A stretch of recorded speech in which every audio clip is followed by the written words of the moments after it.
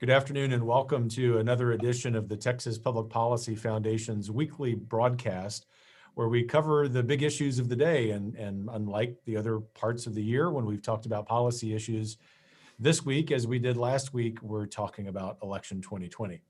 I'm Kevin Roberts, the Executive Director of TPPF, and I am joined today by two of my best colleagues and best friends here at TPPF, Rob Henneke, here with me in the studio in Austin. Rob is our General Counsel, Director of our Center for the American Future, which is our litigation center, something we'll talk about in reference to the election today. But then also our good friend, Dr. Richard Johnson, who is tuning in from our office in Houston. Richard heads up the Booker T. Washington Initiative, very, very relevant initiative because of what President Trump has been able to do in building a very diverse coalition, especially for a Republican candidate, and how that coalition might stay intact moving forward. Of course, as a 501c3 nonpartisan think tank, although we are proudly and unabashedly right of center as conservatives, our comments about capital D Democrats and capital R Republicans today are merely from the standpoint of observers and merely from the standpoint of people who will work with anyone in any office to get conservative policy reform done. Or, as is the case of Rob Henneke, we will sue anybody in order to make that happen. We'll be talking about this very small case in front of the U.S. Supreme Court tomorrow. But we'll save that for the end, Rob.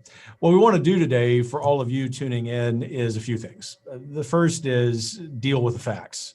I know that if you're like me and my family and so many of my friends who've been causing my phone to sort of blow up over the last several days, you're worried, you're anxious. And it isn't necessarily because the person you voted for in a particular election may not win. It's because you woke up this morning proud to be an American and yet disappointed that in the United States of America, we have a group of elites, whether they're in the media or in academic fields or in other institutions, self-proclaimed elites who know more than you and me, according to them, telling us that the election is over. And as I mentioned to many of my family and friends over the last few days, it's okay that sometimes in elections, the guy or gal you voted for doesn't win. What isn't okay in a presidential election is that a month before the electors in their respective states convene, what we know is the Electoral College, that these media elites are telling us that the election is over.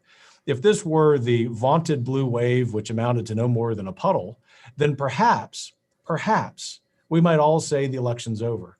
But the reality is just 120,000 votes in 4 states compose the difference between a Biden win and a Trump win. And so it seems appropriate, especially considering some voting irregularities that we'll talk about today, that we take stock of that as Americans, not because we want to be people who are engaged in sour grapes thinking, but people who are really interested in the rule of law and the process. And whichever man running for president, won fair and square, needs to be celebrated and needs to be prayed for. There is no problem there from any of us at this think tank when it comes to that. The problem we're identifying is that there are some irregularities that need to be identified, and frankly, we need to fix, not for Democrats and not for Republicans, not for libertarians, but for all of us as Americans. So, Rob, that's where we're going to start. Now, there are a lot of lawsuits going on. And I think probably for the average American who's trying to keep up with the news, and that's a challenge. And frankly, getting news from people in some outlets who don't really know what they're talking about, that these lawsuits are a little hard to analyze. And so I thought you would offer our audience a great service today. If you could tell us, what the legal claims are, which are the main lawsuits that they need to be tracking, and if in fact those are going to change the outcome. Well, thank you. Good morning, and I think you framed it in a great way, Kevin. I would add in context to that, it is approximately 100,000 votes. That is the margin out of 150 million votes that were cast. And this 100,000 ballots are spread out amongst the 4 or 5 states as you did. So I think the point to make is that it is very, very close. And also that we have not completed the process that has each of the 50 states certify their results, select their electors for the Electoral College, and then have the Electoral College actually cast their ballots, which is what officially selects the president. None of that happens within a 30-second commercial. It takes some time. And as we sit here today on this Monday, we can say that for nearly all of the states in the United States, that process has not been completed, especially in the states that are still too close to call, or certainly within the margin for a legitimate recount.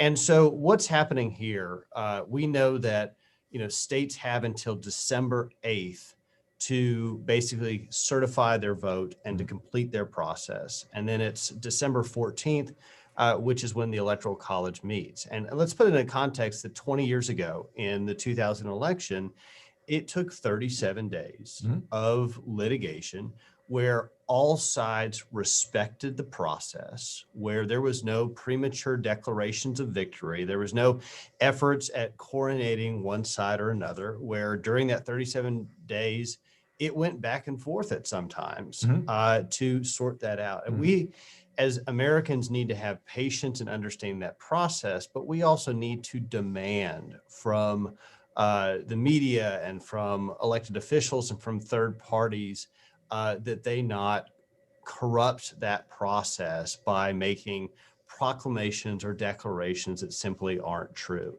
And so where the legal challenges are right now are still just in trying to set up the players on the playing field, because the categories of lawsuits I would put in three categories. One is, which votes need to be counted.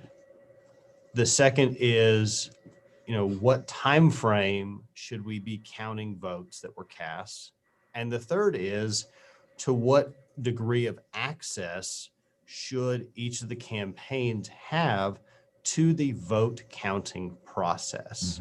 That's basically where we're at right now. Most of those challenges are in Pennsylvania. And I think if Americans want to be upset, part of what they should be upset at was the last minute changing of the rules and the litigation in Pennsylvania that set aside the state law protections that have caused this chaos. I mean, remember that Pennsylvania state law had rules about when a ballot has to be received or whether there has to be signature verification.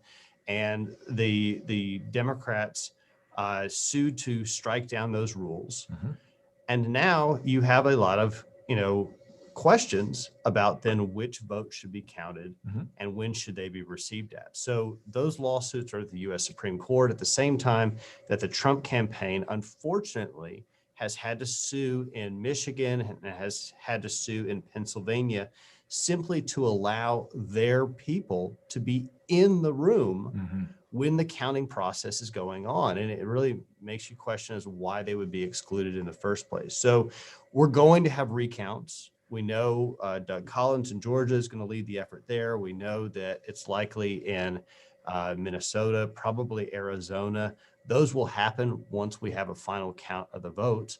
But for right now, there's just a debate in court going on as to what gets counted and who gets to be there to watch the counting. Yeah, excellent summary, Rob. And we'll come back and delve into some of those details. But as we're setting the table here for our audience members to be able to ask questions of their own here at the bottom of the hour, I want to be sure, Richard, that we incorporate a couple of other aspects of this election, which are just fascinating for those of us who are policy people, those of us who are observers of elections, and for you in particular, heading up a center here at the Texas Public Policy Foundation focused on outreach to African Americans. I think you in particular appreciate what has happened historically. So a couple of things for you, Richard, to comment on. The first is that at least as of analysis late last week, it seemed that President Trump received a higher percentage of non-white voters of any Republican presidential candidate since 1960. The second thing that I think would be important for you to comment on for those audience members tuning in from Texas is that was profoundly true in Texas among African American voters among Hispanics. And although I haven't seen this written about much, it's very important for us here in Texas, Asian American voters. So just want to invite you to comment on that. And later in the conversation, I think maybe the three of us can talk about the future impact of that down the road. Well, thank you, first of all, for having me, Kevin, and to the listening and viewing audience.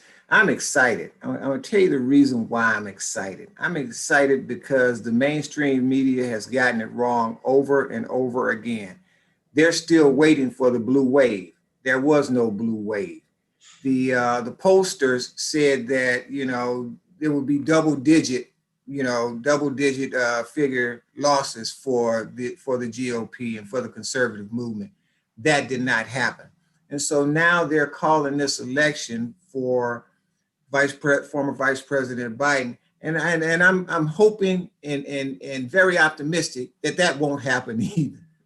So one of the things I want to say to the listening audience, look, be comfortable, be patient, make sure that the process allows itself to work itself through. And from the Booker T. Washington Initiative perspective and the African-American community, we saw significant gains come to the GOP. As Kevin stated, it's been since 1960 since 26% of non-white voters voted in the GOP. And that is very, very exciting because now you're starting to see the true message, the true conservative message bleed through all of the other rhetoric that the mainstream media had brought forward, such as painting the president as being the most racist president in American history. Okay, yeah, so why did, he gain 5% among African-American men from 13% to 18% among African-American men, which was the largest jump. And then among African-American women or females, the vote doubled from 4% to 8%. So if this guy is so racist, then why did he gain so much in the Hispanic community, in the Asian community? What the GOP has done and what the Christian conservative movement has done has opened the doors to all of America and has aligned itself with the American dream and the American idea. And that's what overrode all of the racism that was coming from the other side. And so basically what I'm so optimistic about is if we keep this message going and continue to fight forward, we'll continue to grow the conservative movement across this nation. There's a lot of steam, a lot of motivation, and a lot of adrenaline behind this movement. And I believe that it's going to continue on. The policies brought forward, economic development and stimulation, growing economy, more jobs, putting God first, God, country, family, bringing the family in. These are American principles that have aligned themselves with the conservative movement. And I believe now that this is our jubilee. Again, the blue wave did not happen. Matter of fact, we gained seats in the House. God willing, we hold the Senate. And in Texas, we're, as we say on the block in Texas, we live in large. So I'm excited about that, Kevin. And I'm also I'm also excited about the process. And I know that we have very well and capable people who are working in the legal field that are going to make sure that this process is fair across America and that our integrity remains in place. So to the listening audience, I say, hey, be optimistic. There's a silver lining. Nothing comes without a struggle. And we're in this struggle and we're in this fight to win it. That's well said, my friend. If I were to sum up your excellent comments, I might put that summary this way, that those of us who are conservatives, regardless of which political party we might be engaged in, what we're seeing is that Booker T. Washington's message of self-reliance, of unity, of harmony over purposeful disunity, which we constantly hear from the radical left in America, is beginning to win the day. And those of us who live in Texas know that regardless of the color of our skin, where we grew up, that we can live out the American dream profoundly. And it seems as if not just President Trump, but a lot of candidates up and down the ballot, candidates who are right of center, candidates who are in the center, and we should say a handful of candidates in the Democratic Party are beginning to recognize that there is a political realignment going on in this country.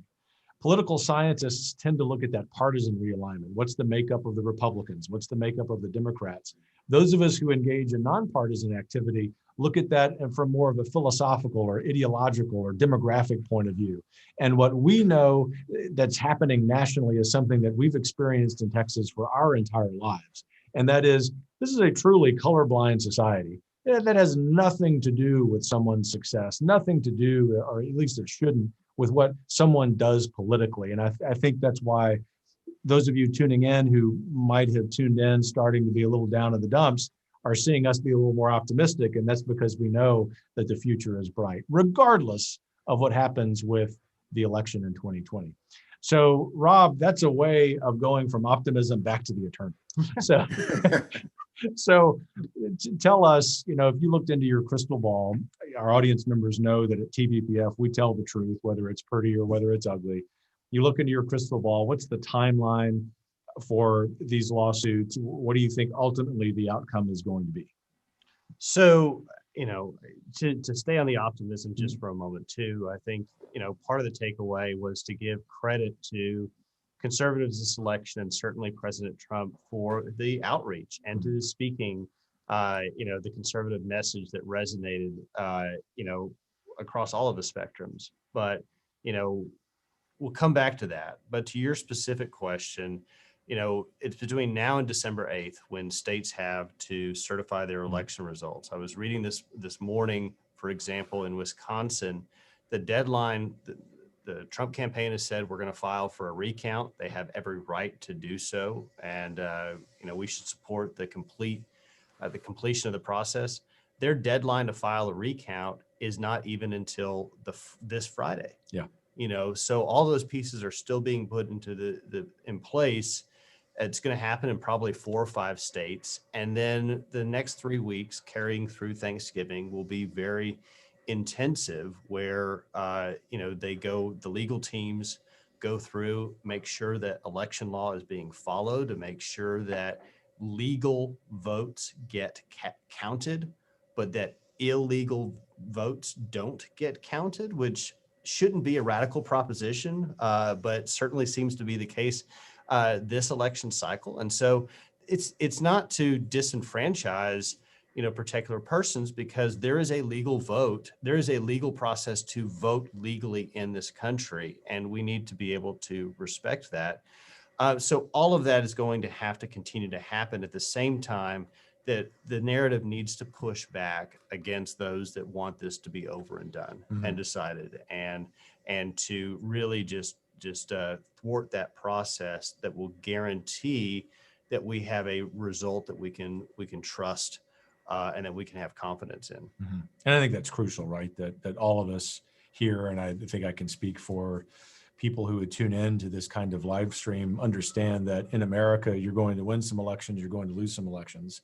And when your side loses an election, the best, most pro-American thing you can do is to congratulate them and say, let's go fight politically, figuratively speaking, another day. But we're not there yet because we have not yet guaranteed that the results of this election are fair, that every legal vote has been counted. And that's what's backwards about this. That's really, right. it's premature. And to me, it's a little bit, just as an American, I find it offensive, the rush to judgment here, that there's really 2 ways to resolve this, is that, one side concedes and we all agree to move forward, or that the process under the Constitution is completed, that the states certify the results, and that then the Electoral College casts their votes, and that is how the president is chosen. So look, all of this talk about, elect, president-elect, vice president-elect, or new administrations or transition teams, let's hold on. Let's have a little bit more patience than, a day's news cycle, and respect that this is a critical election for the history of our country. It will be incredibly significant no matter how it turns out, and that we need to respect the Constitution and the way that the framers built a structure to deal with the peaceful, orderly transition of power. Yeah. Well, I think that's a really good analysis, Rob. And Richard, I want to turn to you for a similar question. You know, we're here in the People's Republic of Austin, not the most conservative place on the planet, although it is inside Texas where a blue wave didn't happen, just as a reminder. But you're in Houston, and I'm curious, you and I spent a lot of time thinking about implementing policy and persuading people of that policy from the sidewalk level, just sort of guy to guy, gal to gal, forget all the sophisticated policy talk, the inside baseball talk of the legislature or Congress, all of that to say, what's the mood of people as you're going around Houston over the last few days, going to church, at the store? Is it, you know, resigned to some terrible, terrible result? Or is it the kind of optimism that Rob was just articulating? I think it's a balance between optimism and a resign of some kind of tough result. But I think the main thing is, you know, a lot of people understand that as Americans we have rights, and the president has rights.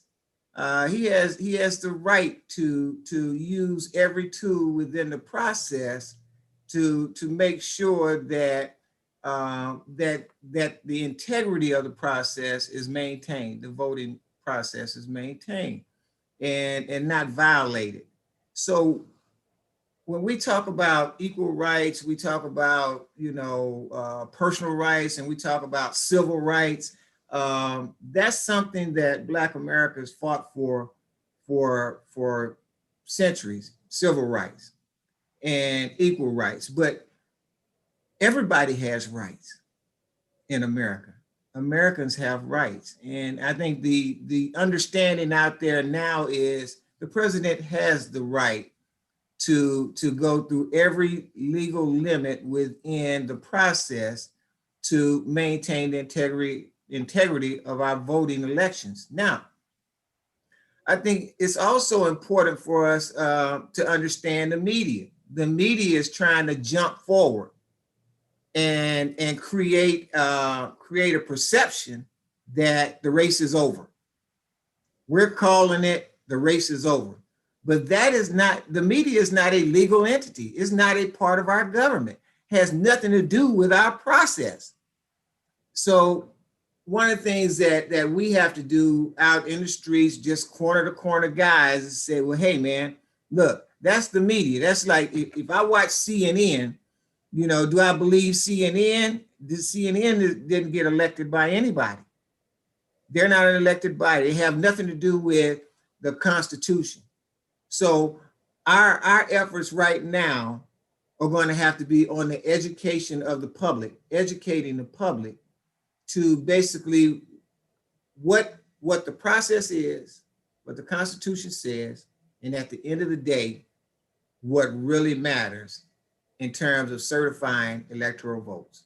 Mm-hmm. CNN cannot certify electoral votes. MSNBC cannot certify not one vote. We have to make that plain on the streets to the average common guy. And I believe that's what happened. That's the reason why we see so many non-white voters voting in the GOP, because President Trump was able to make it plain to everyday people what the party stood for, what the conservative movement is all about. And for us who are strong conservatives and strong Christian conservatives, we understand that we needed that message to get out, and we needed that message to penetrate. And we needed someone who can do it and lead that effort. And he did it very, very well. He's doing it very, very well. Yeah. And, I want to speak a little bit about one aspect of the process that hasn't come up yet, and that's the importance of state legislatures in certifying the electors and for that matter, reviewing the results. We already have one legislature in Wisconsin that is in the process of doing that. We might anticipate that happening in Arizona and Michigan. All to say, again, not from the standpoint of sour grapes, but from the standpoint of the process. This is the nature of a republic, And whether we're Democrats or Republicans or something in between or something else, we ought to take great pride in that. In fact, I mentioned in one conversation I had this morning, if former Vice President Biden is being genuine when he says that he wants to heal the country, and we're just going to give him the benefit of the doubt that in fact that's what he wants to do, the first and best step he could take is to endorse these legal reviews, to endorse these legislatures certifying the results, right? Because Exactly. that, in fact, would give a vast majority of Americans, in spite of our differing political views, real solace that we can take for granted that what happened in the election was sound and was just and was fair. That's particularly important given some of the history of this country. So one thing I'm going to ask you, Richard, and then we'll pivot back to Rob before we get to audience questions. So if you're in the audience and you're ready to ask a question, just go into the comments box and type in your question. It will come to us. But Richard, looking ahead, let's just assume that the likely scenario as it is now, which is that former Vice President Biden has been elected president, that happens. The Electoral College convenes in their respective states about a month from now. They, in fact, certify that election of Biden. From a policy point of view, what are your priorities going to be from the Booker T. Washington perspective? Is it what you and I are expecting, which is that workforce development, which ought to be a bipartisan issue, is going to really gain some legs? Is there an opportunity because there's been a narrowing in the gap ideologically in the House for school choice? Give our audience members a sense that, in fact, or what policies can really gain some traction, even in the event of a Biden presidency? Yeah, the first one is going to be, our economic development policies and workforce development policies and career technology education. Those are going to be up front because of the necessity for Americans to go back to work.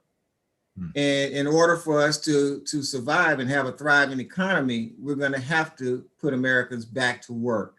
And so those policies, our workforce development policies, our career technology education in school policies, in secondary education is going to be up front.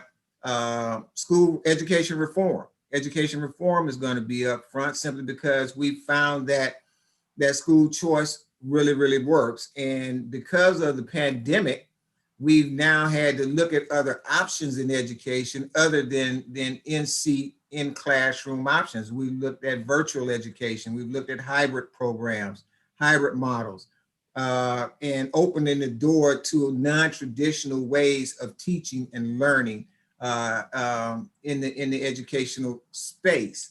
And then, of course, we got economic development, workforce development, school choice, education reform, and at the end of the day, prison reform or criminal justice reform policies are going to be up front and center simply because President Trump was so strong on criminal justice reform. And it would be very challenging or difficult for any administration right now to go back to ignoring criminal justice reform. I think that the communities of color are now demanding it. They've had an opportunity to see it, smell it, touch it, see and taste it, and see what it feels like. They're not going to have anything less than an administration that will support it. Same thing with school choice, and school choice options. People have already had an opportunity to see, taste, smell, and touch it. They're not going to go back to the table of totally ignoring those policies. So those are just a few policies. Of course, border security. Border security is going to remain a strong policy going forward, simply because it has increased the job opportunities for legal Americans. And having legal border control, people coming in, legal immigrants, that's the best thing in America could have, legal immigrants.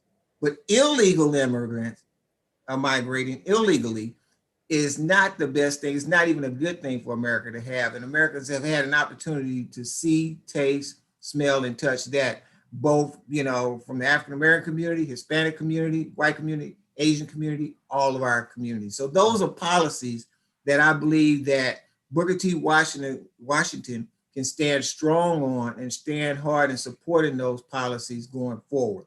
particularly economic development, workforce development, skills training, school reform, education reform, criminal justice reform, and border security. Yeah, thanks, Richard, for that comprehensive view. On the matter of immigration, I think of all of the different policy arenas, that's the one that the former vice president commented on last week. Apparent that he wants to have a divergent policy from President Trump's on the border. We're beginning to see evidence already. Some of our scholars told me this morning of a resurgence in all of the illegal immigrant caravans from Central America. And I think, of course, that's bad for those human beings. It's bad for the rule of law. It's also bad politically. I think that if, in fact, the former vice president becomes our next president, that's going to be a policy decision, if, in fact, that happens, that is not going to reap many political benefits for his side because of the points you make. People understand the wisdom of the policies that have been enacted the last 4 years. So, Rob, last question for you, but before we turn to audience questions, it's a little bit of a pivot, but not too much of one. It's under the category of keep the faith, and also there's no rest for the weary. So here we have this election last Tuesday, which seems like a month ago. And tomorrow, the U.S. Supreme Court, with new Justice Amy Coney Barrett, is going to hear arguments in the Affordable Care Act case. I'll let you explain for our audience members TPPF's role in that, but also, to the extent you can, maybe give us a little bit of a prognostication. Sure. So yeah, we have that small issue called the Affordable Care Act, which once again is before the U.S. Supreme Court tomorrow in a challenge to its constitutionality. And the Texas Public Policy Foundation is in a lead role where we are the lead counsel for the individual plaintiffs in the case. And the crux of the case goes back to the first Obamacare lawsuit, where the court recognized that it was unconstitutional for the federal government to command you to buy health insurance, especially insurance that you didn't want. Mm-hmm. But as long as the federal government taxed you because of your failure to make that election, then they could construe that as an exercise of taxing powers. Mm-hmm. But the tax was repealed by Congress in 2017. And so now it's just this unlawful command. But really the major question before the court tomorrow, everybody recognizes that the individual mandate is unconstitutional. The question is, when you have this massive omnibus legislation, this 900-page bill that was passed first so we could read it afterwards, remember Speaker Pelosi's quote then, when the key critical component of that legislation is unconstitutional, what do you do with the rest of the law? So the question tomorrow is going to be on severability, that when the individual mandate is struck down, how much of the remainder of the Affordable Care Act has to be struck down as well. We won at the trial court where the federal district judge said it's all got to go. The entire ACA is invalid because of this central concept being unconstitutional. But that's going to be the live question tomorrow. That's what our followers and our supporters should key in on, which will be the debate on severability as to, can you sever it off? And if you do, what components will stay and what components must also fail because of that fatal defect in the law. Yeah, excellent. Well, thank you for the good work there. I know that we'll be paying very close attention to that as the media have as well. So gentlemen, now's the best time of these live streams, and that's when our audience friends get to start asking questions. And so we already have a handful in the queue, and I'll read the first question, pitch to both of you, but maybe start with you, Rob. And this audience member asks, in the interest of fair elections, are there any irregularities or recounts that need to happen in Texas? Or are we only interested in states where Trump narrowly lost? No, we're not. I think there's some room to be done in Texas. There's recounts going on right now in Travis County and Tarrant County. But I think my big takeaway is that we need to firm up Texas election law to prevent election administrators for partisan reasons from changing the rules in the middle of an election. Mm-hmm. And from taking action that violates state law. I mean, for example, we have seen an avalanche of litigation in Texas where the left sued, mostly unsuccessfully, to try to change state law by going to the courts, where Harris County wanted to mail ballot applications to everyone on the voter roll, whether they were alive or not, whether they still lived in Houston or not. Texas Supreme Court told them that they could not do so. You had the concern where Harris County was setting up extra voting locations in specific parts of the city based on the partisan makeup of those areas. We have to have election administrators who are neutral, who are fair arbiters of the rules. And I think part of what we need to do to protect that is to make it more difficult for these local election officials to be able to change the rules or to change practices and policies in the middle of an election. So certainly that is a agenda item for the legislature that's going to start meeting in January to make sure that state law, especially on elections, gets followed no matter what. And if there's a need to change state law, then that's taken back to the legislature. That's not at the individual whim of an elections administrator, nor should it be the decision of an activist judge. Yeah, that's well said. And I'm sure we'll have some follow-up questions about our own TPPF's agenda next legislative session when it comes to voter fraud. Richard, a great question here for you in particular, because you spend so much time working on this issue. This audience member asks, what do we do with this idea that nearly 50% of the voting population, whichever side, is somehow un-American for holding their political views? How do we get back to unity? This audience member asks. I think that we have to always remember at the end of the day, we're all Americans.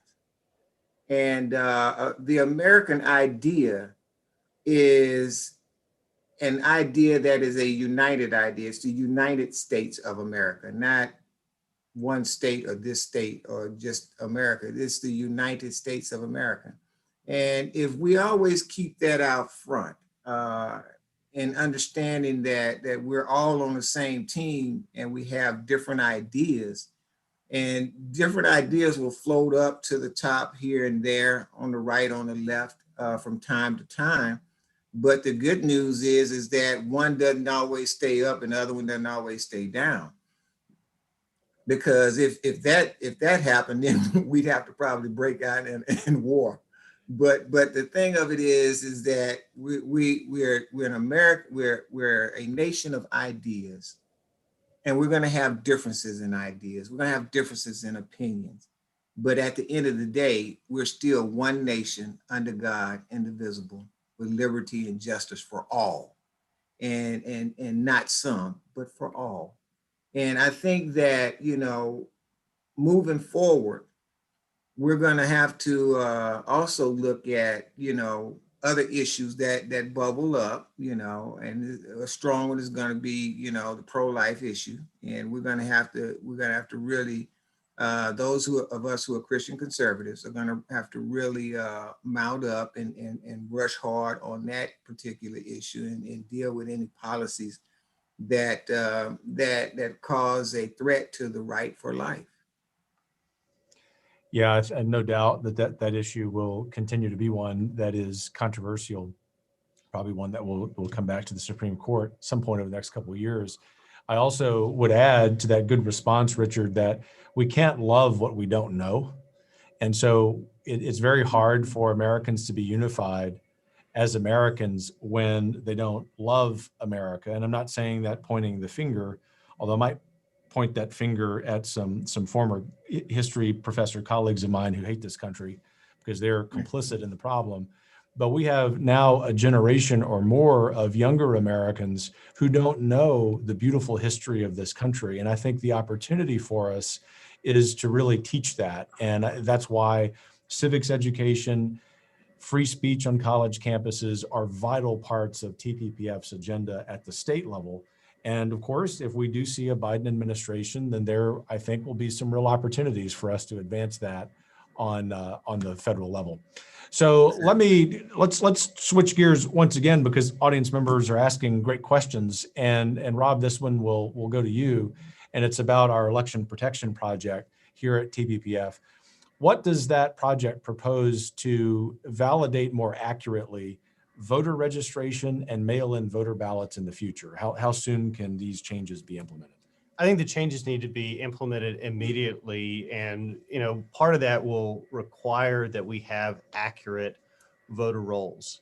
First of all, I think we can start there by, some of the great work that like Christian Adams has been doing that's identified how many persons are registered to vote, where on the face of their voter registration, it is illegal for them to be registered to vote. So we need to audit our voter rolls. We need to purge all the dead people. We need to purge all the people that don't live in Texas anymore. We need to be proactive on doing that. And I'm not sure that counties have the bandwidth or sophistication to be able to do that. So maybe we need to have that as a state responsibility to make sure that the voter registration rolls are accurate, and then to ensure that then only someone who is issued a mail ballot is legally entitled to have that. We've got to keep the election integrity protections that exist for voting by mail. For example, the signature verification, for example, the voter ID requirement, for example, the ways that you're able to turn that in, because we know that there are forces that are out there that are actively trying to harvest ballots, that are trying to collect them, sometimes trying to fill them out without the voter even being aware of it. And the best protection is to ensure that, only legally persons who are lawfully entitled to vote are those who are allowed to register. And then to make sure that it's actually just those people and only those people who are the ones that participate in our democracy. Yeah, that's really well said.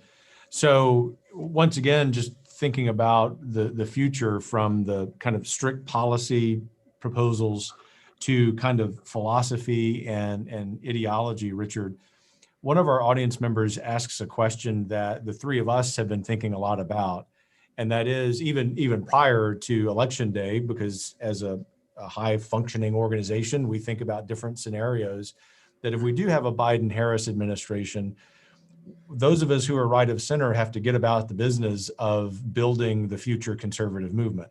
And of course, when we say that, that is a truly nonpartisan comment. We would love Democrats and libertarians and Green Party people to be part of a conservative movement, right? That would sort of be nirvana for me.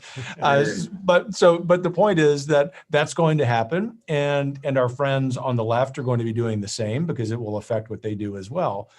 But I'm curious for you, given your long experience as a chief of staff to a couple of members here in the Texas House, your experience as an educator, you're a veteran, so thank you this week of Veterans Day. What do you think are the 2 or 3 policy issues or ideas that are really going to drive the next 5-10 years of conservatism, if in fact we have a Biden-Harris administration? The top policy is areas are going to be in economics, which is workforce, jobs. That's going to be top. It's going to be key on people's mind, because if you don't work, you can't eat. And then education is going to be a top priority, simply because without a well-trained and highly skilled workforce, we can't remain a global leader on the face of the earth. And the third is going to be the sanctity of life, because that is embedded in the strong Christian foundation of America. And so those are going to be very key issues that we can go out as conservatives and really fight the good fight on, and continue to advance the movement. And I believe that, with the inroads that we have made in the minorities communities, based on exit polling, we've made great strides. We've basically come 60 years, and we're continuing to move forward. And what I would recommend is for conservatives to continue the good fight. But now we often have the greatest policies, but we have not the greatest PR.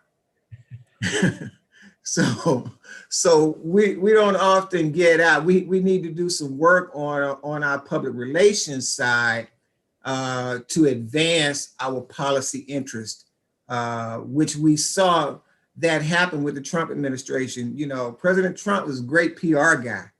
I mean, he was super at PR, and he could really get out and talk that message. And if there is a Biden administration, of course, that from that particular bully pulpit, the volume will go down 900%, 9,000%.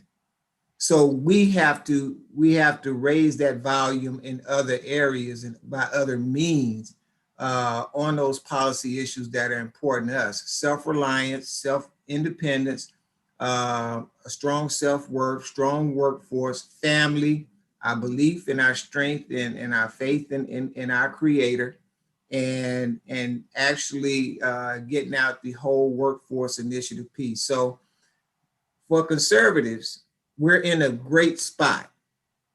It's like we've been propelled to the next level in terms of getting our message out. The lesson we have to take from President Trump's administration is we have to go to school on public relations and really get it out there and push very, very hard.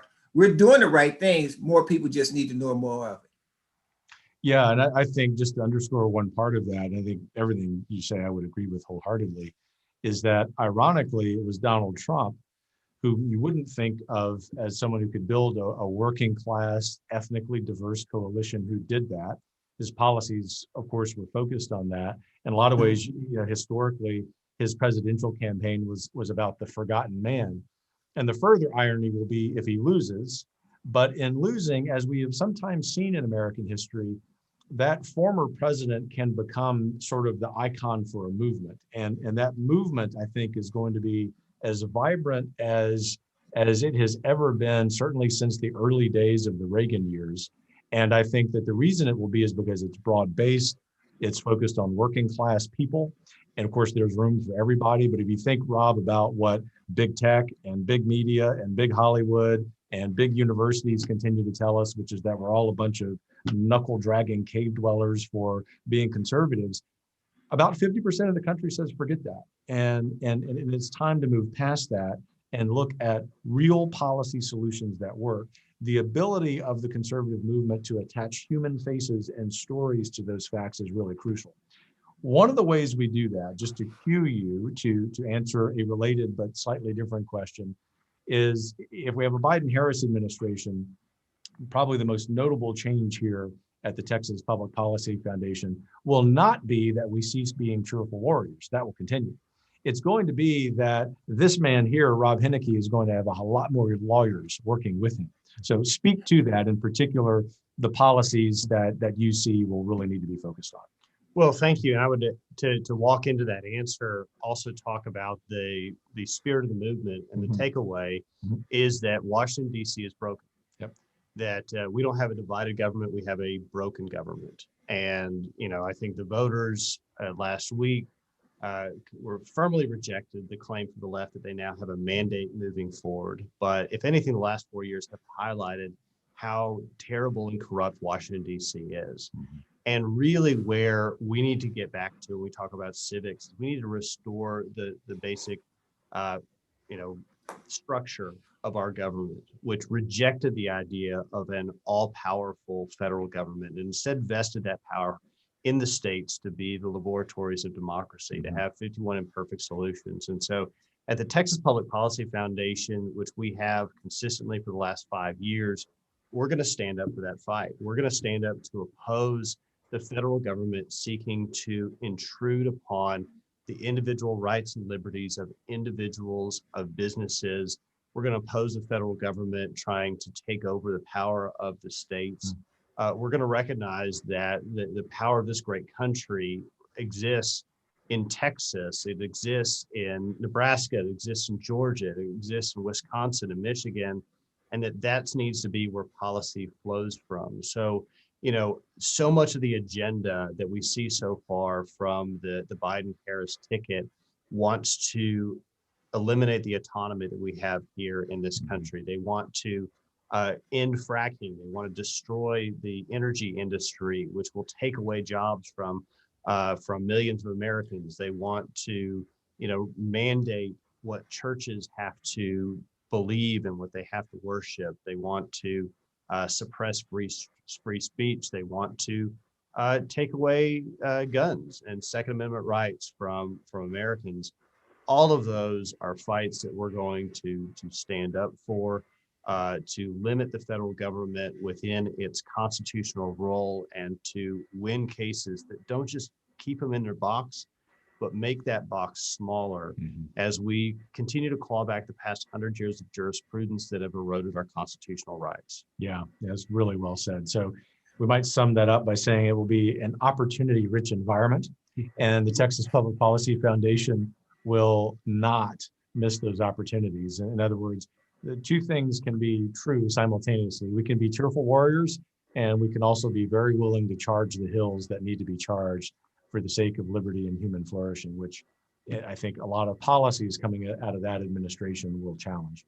So, gentlemen, we're at the point of this conversation when we unfortunately have to wind down the audience questions, which have been excellent. So thank all of you for submitting your questions. I know there were several we just didn't have time to get to, but keep them coming, and we will in the course of the afternoon try to get in there and answer your questions as we can.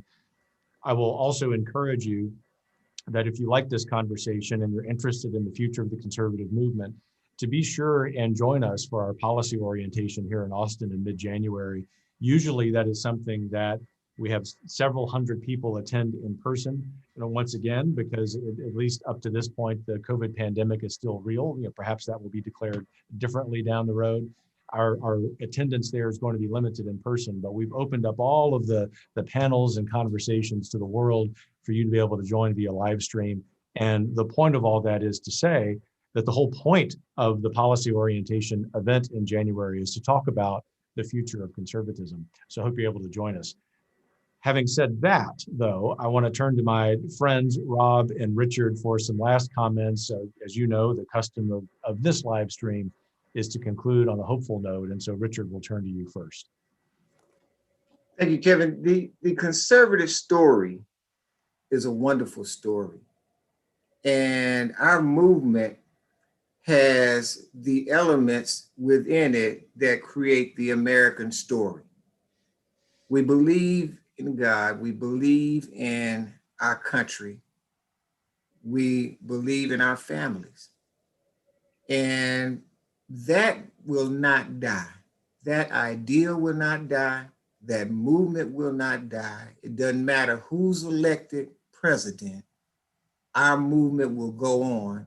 And I believe and I feel in my heart that we are getting stronger and more people are hearing our message and joining our movement. And we have a big tent. Come in.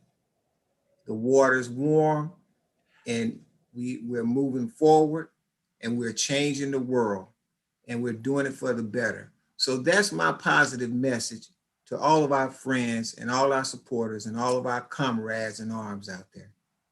The water is especially warm in Texas. So, absolutely. Thanks, Richard. Rob. Well, to carry from that, before President Trump 4 years ago picked up the mantle of conservatism, that mantle was held here in Texas at the Texas Public Policy Foundation. So for our viewers, for our supporters, for those who are interested in what comes next, I would say that that's going to begin here at the Texas Public Policy Foundation, where we're going to fight to defend law enforcement, public safety, better schools, border security, immigration reform, prosperity, and economic growth for all Americans. We've done that in Texas. We're going to continue to fight that across the nation. And whatever the next chapter is, it will include the Texas Public Policy Foundation. That's right. And I want to thank you, Rob and Richard, for your great comments. And just to mention something that dovetails with what both of you said, and also answer slightly a couple of the outstanding questions we didn't have time to get to. If you think about what we were focused on in this conversation today, which is the election, some of the voting irregularities, there are examples out there for other states. And those examples, of course, we would start with the state of Texas, but so many of our viewers are from outside Texas. We don't want to overdo the Texas bravado, but the examples of Texas and Florida and Ohio, three of the most populous states in the country, somehow got their election results in by midnight. Mhm. That is not a coincidence. That speaks to well-run states.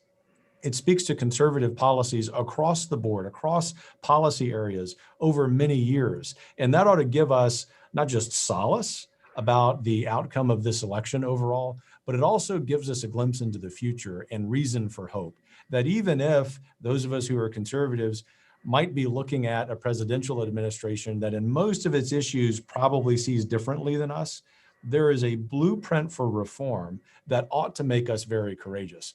What I might sum up, and I know I can speak for Rob and Richard about this, is to paraphrase Ronald Reagan, now's not the time to be painting in these pale colors. Now is the time to be very, very bold.